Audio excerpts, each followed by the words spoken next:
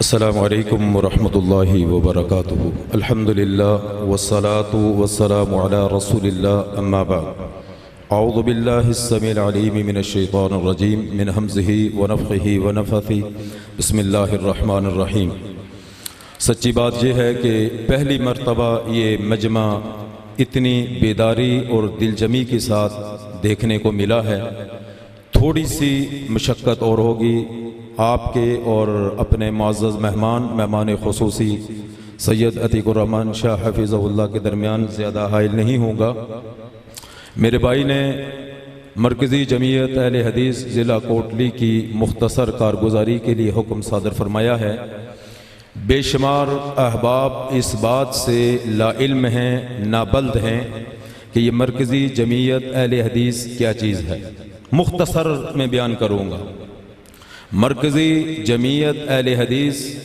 اہل توحید کا یہ وہ قافلہ ہے جس نے تحریک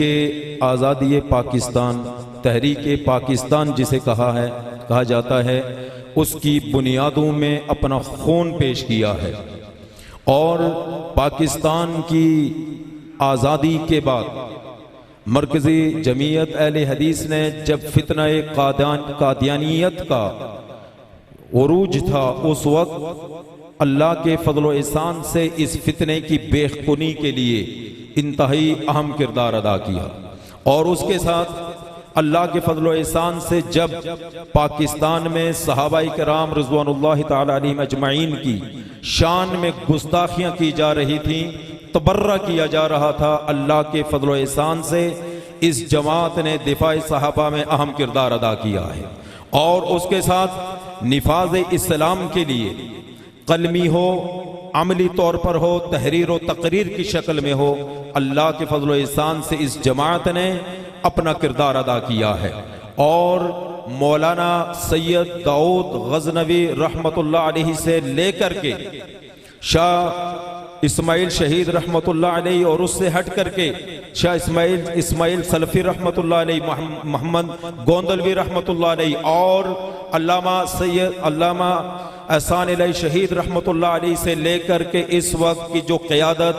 پروفیسر ساجد میر حفظہ اللہ کی شکل میں پاکستان کے اندر موجود ہے،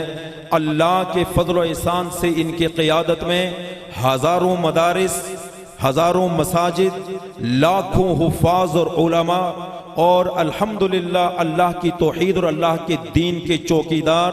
اس وقت پاکستان کے اندر موجود ہیں۔ اور آزاد کشمیر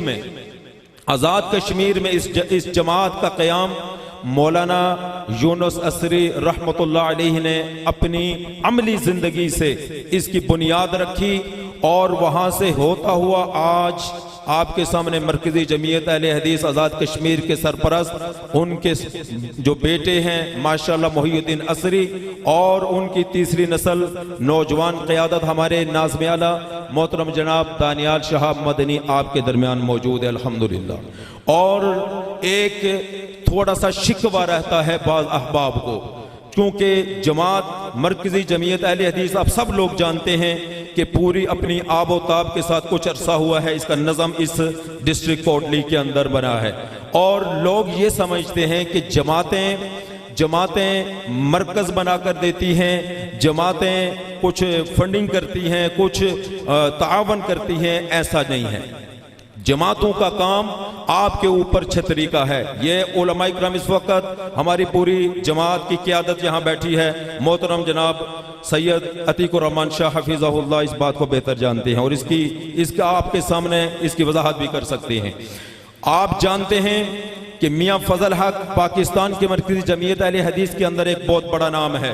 جس شخص نے اپنی ذاتی جیب سے اس جماعت کی آبیاری کے لیے، اس جماعت کی ترویج کے لیے، اس جماعت کو مستحکم کرنے کے لیے اپنا سب کچھ پیش کیا، اور الحمدللہ ہمارے پاس آزاد کشمیر میں اس وقت بھی میاں فضل حق کی شکل میں ہمارے درمیان ایک صاحب موجود ہیں جو ہماری جماعت کے ناظم مالیات بھی ہیں، میری مراد محترم جناب चौधरी आफ्ताब हुसैन साहिब, जिनकी तावन से, जिनकी इखलास से आज ये महफिल इनेकाद पजीर हो रही है। और रमज़ान अल मुबारक में अल्हम्दुलिल्लाह दूर दराज के इलाकों को छोड़कर सिर्फ डिस्ट्रिक्ट कोटली के अंदर, ज़िला कोटली के अंदर 17 से ज़ायद इफ्तार प्रोग्राम इनके तावन से क्राइसिस एड, जो इनकी अपनी एक जमात है, एक तंजीम है, और उसको मरकज़ी जमीयत अहले हदीस के सुपुर्द करके उन्होंने मरकज़ी जमीयत अहले हदीस के काम के अंदर अमली तौर पर इसका एक किरदार अदा किया। और मुज़फ्फराबाद पाकिस्तान के दूर दराज इलाकों से हट करके और आज़ाद कश्मीर में और इस ज़िला भर में बेशुमार फूड पैकेज गरीब गुरबा के अंदर तकसीम किए। अल्हम्दुलिल्लाह इन्होंने कहा कि ये काम मेरी जमात मरकज़ी जमीयत अहले हदीस का है। और अल्हम्दुलिल्लाह इस काम के अंदर, इस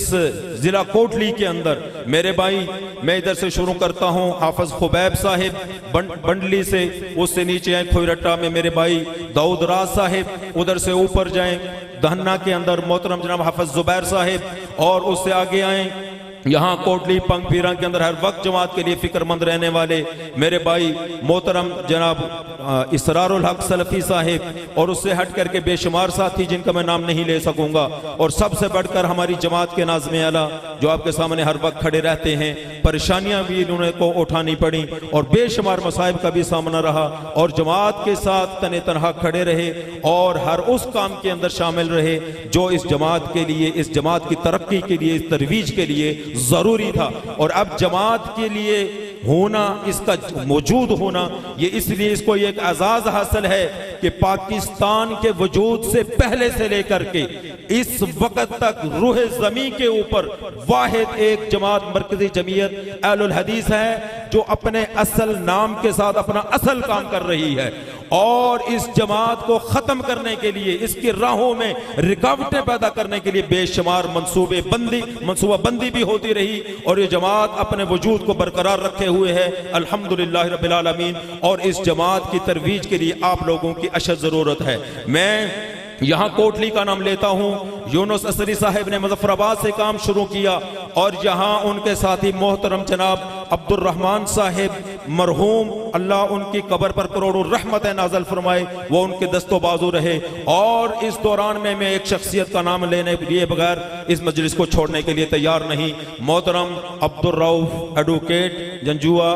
जो इस दुनिया से रुखसत हुए, उन्होंने इस मरकज़ की आबादकारी के लिए और मदरसा जामिया तालीमुल कुरान और 40 से ज़ायद इस ज़िला के अंदर कायम शुदा मसाजिद की आबादकारी के लिए अपना सब कुछ पेश किया। और उनके अब्दुल रहमान साहब के बेटे यहाँ इस वक्त सामने आने से कासिर हैं, साथियों ने उनसे मुलाकात के लिए भी कहा। अब्दुल गनी साहब यहाँ बाहर मौजूद हैं, अल्लाह इनको भी जज़ाई खैर अता फरमाए। और आप तमाम अहबाब से मैं ये गुजारिश कर रहा हूँ कि इस अजीम जमात का दस्तोबाजो बनने के लिए, इसका हम रिकाब होने के लिए आप हमारा साथ दें। व आखिरु दावाना अनिल हम्दुलिल्लाहि रब्बिल आलमीन।